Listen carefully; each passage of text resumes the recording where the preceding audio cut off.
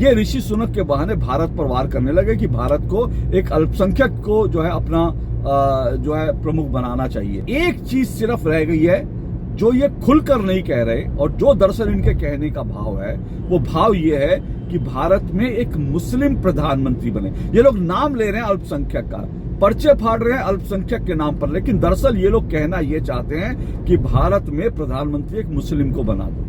तो जिनकी हैसियत नहीं है एक चुनाव जीतने की, जिनकी हैसियत नहीं है एक नगर निगम का चुनाव जीतने की, वो देश के प्रधानमंत्री तय कर रहे हैं कि देश का प्रधानमंत्री एक मुस्लिम होना चाहिए। अरे देश का प्रधानमंत्री हिंदू और मुस्लिम हो, इसका फैसला देश की जनता करेगी, आप तय नहीं करेंगे ट्विटर पर। लेकिन आप भारत माता की जय नहीं कहेंगे, आप भारत माँ को डायन कहेंगे, आप वंदे मातरम नहीं बोलेंगे, आप भारत को दिन रात गालियां देंगे, और उसके बाद आप चाहते हो कि आप में से कोई भारत का प्रधानमंत्री बन जाए। ये डबल स्टैंडर्ड नहीं चलेगा ना।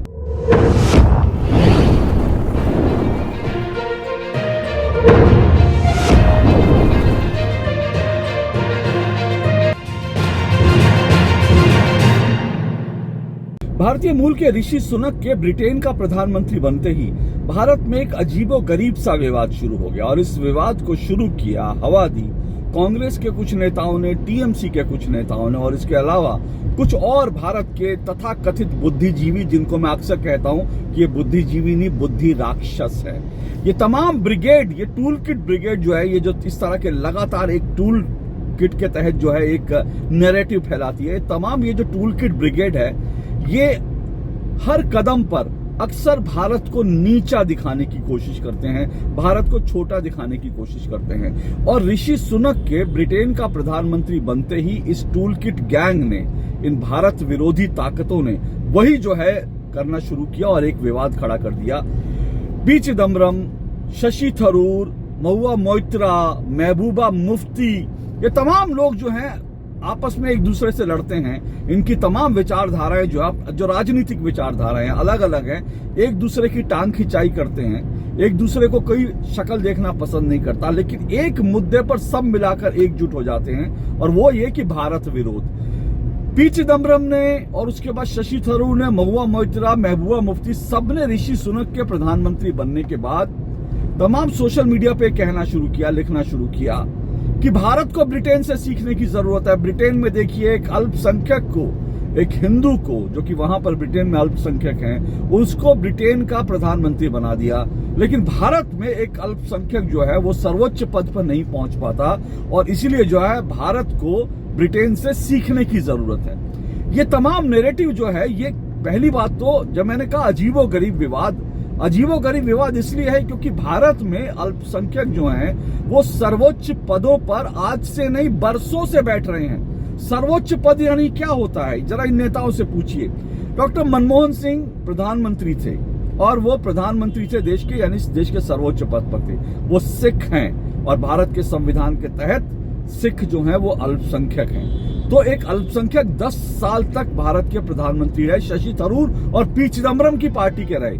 पी चिदम्बरम खुद जो हैं उन प्रधानमंत्री के, एक अल्पसंख्यक प्रधानमंत्री के अंडर में काम कर चुके हैं। और इसमें से एक दौर ऐसा भी था जिस वक्त मनमोहन सिंह यानी कि एक अल्पसंख्यक देश के प्रधानमंत्री थे, और दूसरे अल्पसंख्यक डॉक्टर अब्दुल कलाम भारत के राष्ट्रपति थे।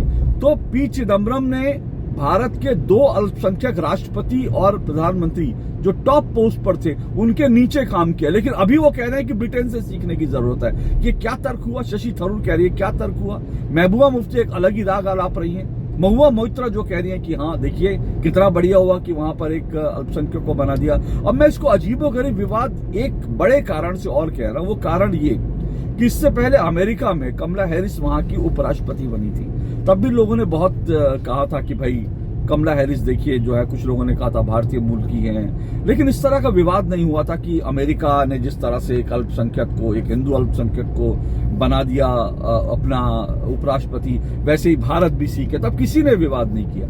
क्यों नहीं किया? क्योंकि कमला हैरिस जो हैं वो भले ही भारतीय मूल की हैं, लेकिन उनको अपने हिंदू संस्कारों, हिंदू संस्कृति को लेकर कोई ऐसा उनका लगाव नहीं है। वो बल्कि भारत के विरोध में कई तरह की जो है उन्होंने अक्सर बात करी है। कश्मीर को लेकर उन्होंने अक्सर भारत विरोधी जो है एजेंडा, भारत विरोधी बातें कही हैं। इसलिए जब कमला हैरिस ब्रिटेन की जो अमेरिका की उपराष्ट्रपति बनी तब किसी ने नहीं कहा, लेकिन ऋषि सुनक को लेकर यह विवाद जो है खड़ा कर दिया गया। तो जो बात कमला हैरिस के समय नहीं उठी वो आज क्यों उठ रही है? इसलिए उठ रही है क्योंकि ऋषि सुनक जो हैं अपने हिंदू होने पर गर्व करते हैं। कमला हैरिस नहीं करती थी, लेकिन ऋषि सुनक जो हैं वो बार बार कहते हैं, एक बार नहीं कई बार कहते हैं कि उनको कह चुके हैं कि उनको हिंदू होने पर गर्व है। ऋषि सुनक अपनी हिंदू सांस्कृतिक विरासत को लेकर गौरवान्वित है। उनको ये वो साफ तौर पर कहते हैं कि वो एक ब्रिटिश नागरिक है क्योंकि उनका जन्म ब्रिटेन में हुआ, उनके पिताजी का जन्म ब्रिटेन में हुआ। वो कहते हैं मैं एक ब्रिटिश नागरिक हूं, लेकिन मेरी जो जड़ें हैं, मेरा जो मूल है, मेरी जो सांस्कृतिक विरासत है वो दरअसल हिंदू है। और वो कहते हैं कि मुझे हिंदू होने पर गर्व है। वो कहते हैं कि इसमें कोई छुपाने वाली बात नहीं है, मैं हिंदू हूं तो हूं। वो कहते हैं वो गो पूजा करते हैं, वो गाय की पूजा करते हैं, गाय को वो रोटी खिलाते हैं, वो जाकर साधु संतों को चरण स्पर्श करते हैं, मंदिरों में जाते हैं, बचपन से वो मंदिरों में जाते हैं। तो क्योंकि उनकी श्रद्धा जो है ऋषि सुनक की हिंदू धर्म को लेकर है, इसलिए ये जो तमाम एंटी हिंदू और एंटी इंडिया फोर्सेस थे ना, ये ऋषि सुनक के बहाने भारत पर वार करने लगे कि भारत को एक अल्पसंख्यक को जो है अपना जो है प्रमुख बनाना चाहिए। अब सवाल है, अल्पसंख्यक में सिख तो बन चुके हैं, इसमें कोई दो राय नहीं। राष्ट्रपति बन चुके हैं, जो है सिख बन चुके हैं, ज्ञानी जैल सिंह। राष्ट्रपति जो है मुस्लिम बन चुके हैं, डॉक्टर जाकिर हुसैन, फखरुद्दीन अली अहमद, उसके बाद मैंने बताया डॉक्टर अब्दुल कलाम।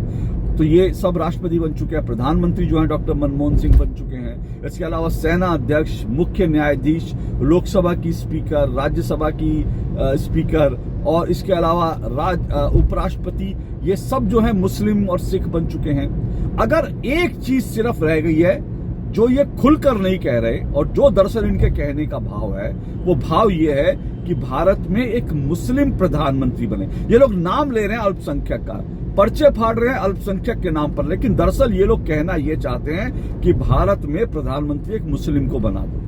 नरेंद्र मोदी को हटाकर एक मुस्लिम को भारत का प्रधानमंत्री बना दो। इन लोगों का दरअसल भाव ये है, कहना ये चाह रहे हैं, ढक छिपकर बात यही है। तो अगर शशि थरूर और पी चिदम्बरम चाहते हैं कि दरअसल भारत का प्रधानमंत्री एक मुस्लिम को बनना चाहिए, तो फिर ये बात जो है ये तो उनको इसकी शिकायत तो चाचा नेहरू से होनी चाहिए, पंडित नेहरू से होनी चाहिए, जिन्होंने एक मुस्लिम को देश का प्रधानमंत्री नहीं बनने दिया।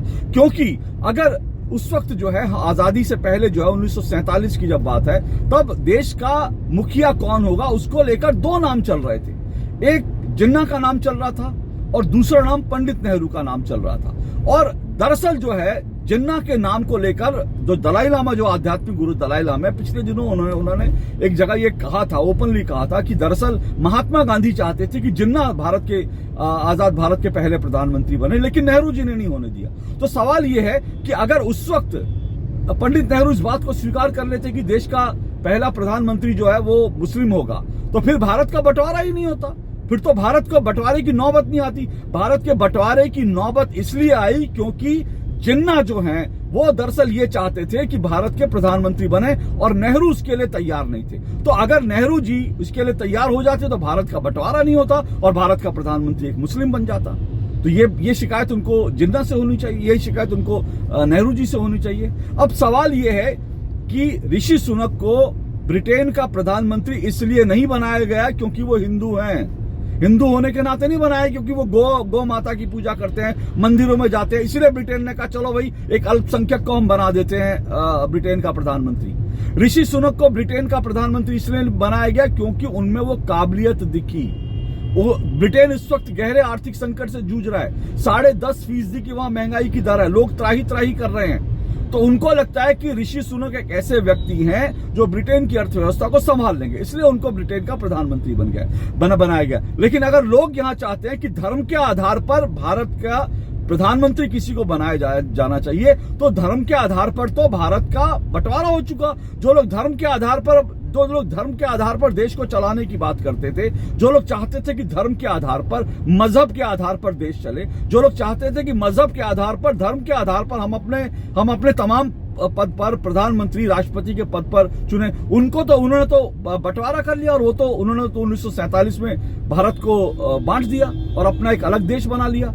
तो धर्म के नाम पर बंटवारा करने वाले तो चले गए ना। आज आप धर्म के नाम पर एक और भारत का बंटवारा करना चाहते हैं क्या? खुलकर कहिए ना। कि आप आज धर्म के नाम पर, मजहब के नाम पर, इस्लाम के नाम पर भारत का एक और बंटवारा करना चाहते हैं। प्रधानमंत्री पद आपकी नजर में नहीं, आप भारत का एक बंटवारा चाहते हैं। अब आप सोचिए ना कि ये निहायत ही बेवकूफाना बात है, निहायत ही बेवकूफाना बात है। भारत में डेमोक्रेसी है, भारत पाकिस्तान जैसा नहीं है ना, इस्लामी देश नहीं है, भारत में डेमोक्रेसी है।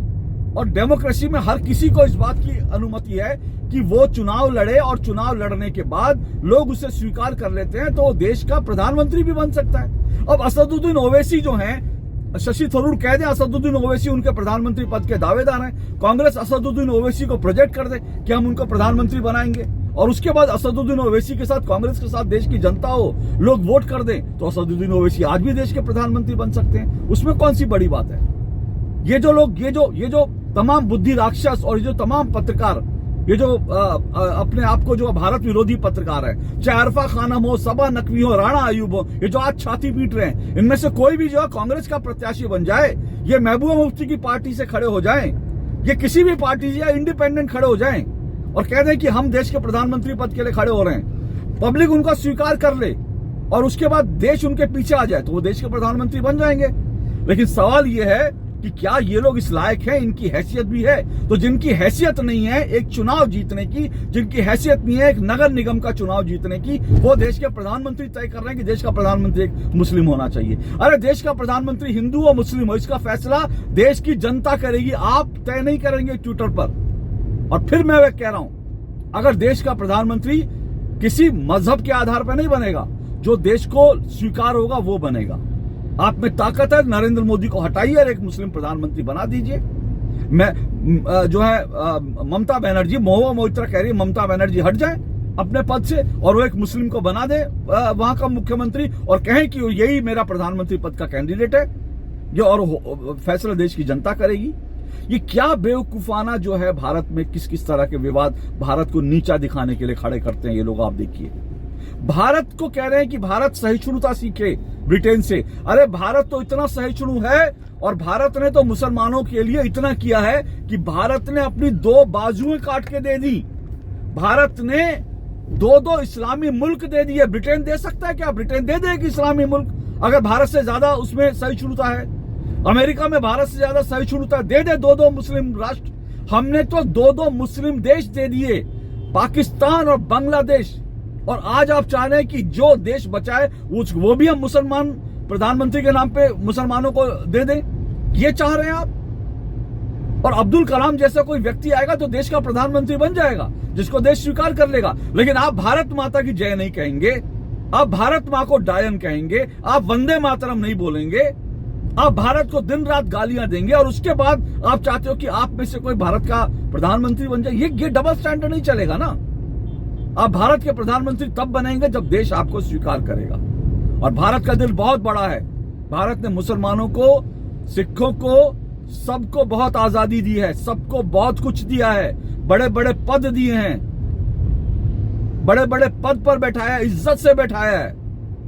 तो भारत को सहिष्णुता नहीं सिखाएं ये लोग। भारत को किसी से सीखने की जरूरत नहीं है। भारत से लोग सीखें। जो मुल्क अपना हिस्सा काट कर मुसलमानों को दे सकता है कि जाओ तुम लोग 2 देश दे दिए, अरे आप उनको प्रधानमंत्री पद मांग रहे हो। आज पाकिस्तान में, बांग्लादेश में अब तक दर्जनों जो प्रधानमंत्री, राष्ट्रपति, जो उनके चीफ जस्टिस, सेना प्रमुख जो तमाम बने वो मुस्लिम हैं और इसलिए बने हैं वो भारत की धरती है, अखंड भारत की धरती है। वो उस अखंड भारत की धरती पर मुस्लिम जो है प्रधानमंत्री बने, राष्ट्रपति बने, सब पद पर वो रहे हैं मुस्लिम। और ये भारत की सहिष्णुता की भारत ने अपने 2 भुजाएं काट करके 2 मुस्लिम राष्ट्र दे दिए। तो भारत को मत सिखाइए कि भारत को क्या करने की जरूरत है और भारत की जनता को बेवकूफ मत समझिए। इस तरह का विवाद खड़ा करके, ओछे विवाद खड़ा करके, घटिया विवाद खड़ा करके भारत को बांटने की कोशिश मत कीजिए, भारत को नीचा दिखाने की कोशिश मत कीजिए। अगर औकात है तो चुनाव लड़िए और कहिए मैं प्रधानमंत्री पद का, चाहे ओवैसी हो, चाहे शशि थरूर हो, पी चिदम्बरम हो, महबूबा मुफ्ती हो या महुआ मोइत्रा हो, अगर औकात है तो आप चुनाव लड़िए, कहिए मैं प्रधानमंत्री पद का दावेदार, या कहिए असदुद्दीन ओवैसी मेरा प्रधानमंत्री पद का दावेदार, या किसी भी मुस्लिम नेता को ले आइए और कहिए ये मेरा प्रधानमंत्री पद का दावेदार। देश की जनता स्वीकार कर लेगी तो प्रधानमंत्री बन जाएगा, नहीं तो आपको आपकी औकात पता चल जाएगी। आज के लिए इतना ही। नमस्कार।